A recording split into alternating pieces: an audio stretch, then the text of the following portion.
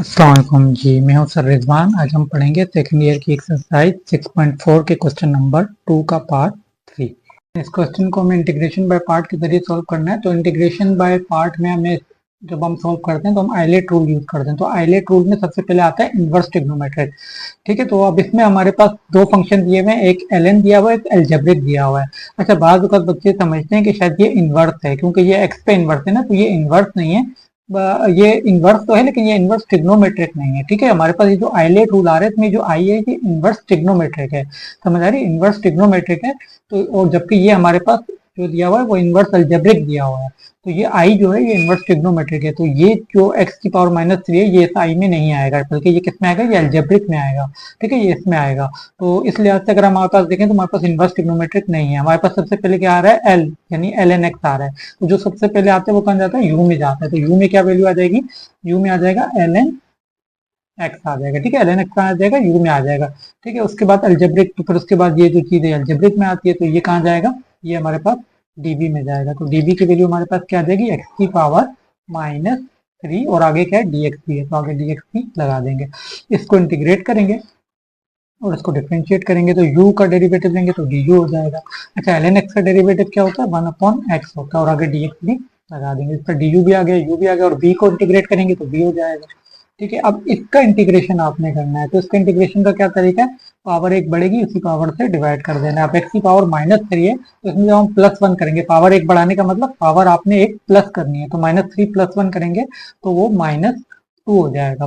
ठीक है, और जो पावर ऊपर आएगी उसी पावर से आपने, जो -2 आ रहा है तो उसी पावर से नीचे आपने डिवाइड भी कर देना है। तो इसका हमारे पास v भी आ जाएगा। तो u v और du आ गए, तो अब हम फॉर्मूले में u v और du की वैल्यू पुट कर देंगे। ठीक है, तो u की वैल्यू हमारे पास क्या है, u की वैल्यू हमारे पास ln x है। तो u के बाद क्या आ रहा है, v आ रहा है।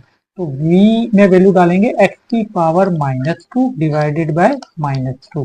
ठीक है, तो ये हमारे पास वैल्यू किसकी आ गई, u v, फिर आगे क्या है माइनस, फिर इंटीग्रेशन का निशान है, फिर v du, v की वैल्यू क्या है, फिर v की वैल्यू यहाँ पुट करेंगे और यहाँ पे आगे du, v की वैल्यू क्या है, x की पावर -2 डिवाइडेड बाय -2। ठीक है, ये v की वैल्यू आगे du है। तो du की वैल्यू हमारे पास क्या है, 1/x dx, यानी कि dx/x।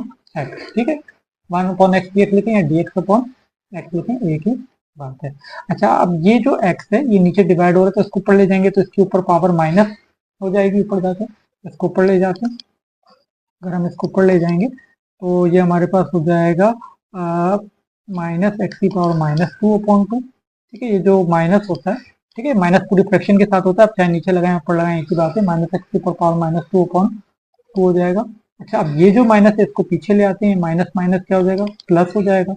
और ये जो x है ये नीचे डिवाइड है, ये ऊपर जाके नीचे डिवाइड हो रहे हैं, तो अगर हम इसको ऊपर ले जाएंगे तो ऊपर जाके इसकी जो पावर है वो, उसका साइन चेंज हो जाएगा। पावर अभी +1 है तो ऊपर जाके -1 हो जाएगी। ठीक है, तो x की पावर पहले क्या थी, -2 थी, तो ये -2 और ये जो +1 है ये ऊपर जाके ये भी -1 हो जाएगा। और बेस सेम होने की वजह से इनकी पावर जो है ऊपर जाके ऐड हो जाएगी। ठीक है, तो -2 -1 हो जाएगा और ये माइनस माइनस प्लस हो गया और ये 2x को भी बाहर ले आते हैं तो ये बाहर आके ये 1/2 हो जाएगा।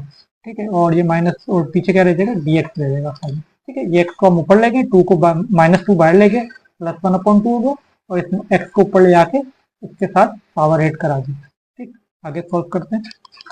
अच्छा, पहले इसको लिख लेते हैं, ये क्या है, -x की पावर -2/2। यहाँ पे क्या आ रहा है, ln x प्लस 1/2। अब यहाँ पे इसकी पावर क्या हो जाएगी, -3, -2 -1 -3 dx हो जाएगा। अब आप देखें इसका इंटीग्रेशन हम यहाँ पे ले चुके हैं, x की पावर -3 का इंटीग्रेशन हमने यहाँ पे लिया है, तो दोबारा इसका इंटीग्रेशन लेंगे तो यही चीज आ जाएगी। तो यहाँ इसकी वैल्यू डाल देते हैं, तो ये हमारे पास हो जाएगा -x की पावर -2/2 हो जाएगा ln x और प्लस 1/2। और इसका जब इंटीग्रेशन लेंगे तो यही वाली वैल्यू आ जाएगी। ठीक है, इसका इंटीग्रेशन हम यहाँ पे ले चुके हैं, तो ये वैल्यू क्या आ रही है, x की पावर -2/-2। ठीक है, x की पावर -3 का इंटीग्रेशन हमने यहाँ पे लिया था, x की पावर -2/-2 आया था, तो यही वैल्यू हमने यहाँ पे डाल दी, इसका इंटीग्रेशन ले लिया और आगे क्या आ जाएगा, प्लस का c आ जाएगा। ठीक है, अब हम इसको सोल्व कर लेते हैं, ये प्लस माइनस माइनस हो जाएगा, 2 to the 4 हो जाएगा। तो ये हमारे पास वैल्यू क्या बन रही है, -x की ऊपर power -2/2 ln x plus minus 2 to the 4 हो जाएगा और x के ऊपर पावर क्या है, -2। ठीक है, ये प्लस माइनस माइनस हो गया, 2 to the 4 हो गया और x के ऊपर पावर आ गई -2। 2 प्लस का 3। अच्छा अब देखिए इन दोनों का अगर हम एलसीएम लेना चाहें, जहाँ पे 4 है उसको भी अगर हम 4 बनाना चाहें तो 2 से मल्टीप्लाई और डिवाइड करा के इसको बना सकते हैं। इसको अगर मैं 2 से मल्टीप्लाई भी करा दूं और 2 से डिवाइड भी, ठीक है, 2 से मल्टीप्लाई और डिवाइड करेंगे तो 2 टू द 4 हो जाएगा, ये भी 4 आ जाएगा, तो इस तरह हम 4 कॉमन ले सकेंगे। अब ये देखें 2 टू द 4 हो गया, ये भी 4 हो गया, तो दोनों में नीचे क्या आ रहा है 4, तो 4 नीचे से कॉमन ले लेंगे। और यहाँ अगर आप देखें एक्स की पावर -2, इसमें भी आ रहा है एक्स की पावर -2, तो जो कॉमन आ रहा है वो बाहर निकाल देंगे। ठीक है, अब क्या क्या बाहर आ रहा है हमारे पास ये 2 टू द 4 बाहर नीचे आ रहा है और यहाँ x के ऊपर पावर -2 बाहर आ रही है, ये बन जाएगा x के ऊपर पावर -2 डिवाइडेड बाय ये 2 टू द 4।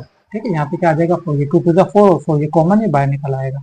अच्छा पीछे हमारे पास क्या रह जाएगा, अगर हम देखें x के ऊपर पावर -2 तो बाहर निकल गया, तो पीछे क्या रह गया -2 रह गया और ln x रह गया। ठीक है, -2 ये तो निकल गया, बट -2 रह गया और ln x रह गया।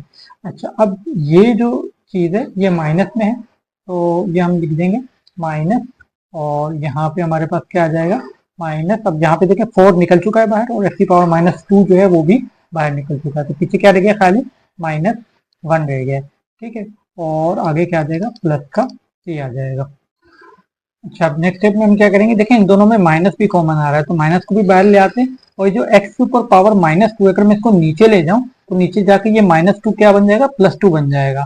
ठीक है, तो मैं नेक्स्ट स्टेप में क्या करता हूँ, इन दोनों में जो माइनस है वो भी कॉमन ले लेता हूँ और एक्स की पावर -2 को नीचे जाके +2 बना देता हूँ। ठीक है, अब नेक्स्ट स्टेप लिखते हैं। नेक्स्ट स्टेप में हम क्या कर लेंगे, यहाँ पे 1/4 है, पहले लिख देंगे 1/4, इन दोनों में माइनस कॉमन है ना, तो मैं बाहर माइनस भी ले रहा हूँ। ठीक है, माइनस इन दोनों में माइनस आ रहा था, इसको मैंने बाहर निकाल दिया, 1/4 लिखा, और ये जो x के ऊपर पावर -2 थी इसको मैं नीचे जाके +2 कर दिया। ठीक है, समझ में आया मैंने क्या किया, इन दोनों में से माइनस कॉमन ला के बाहर कर दिया। ठीक है, नीचे का 4 वैसे ही लिखा, ये जो x की पावर -2 थी इसको नीचे आके +2 कर दिया।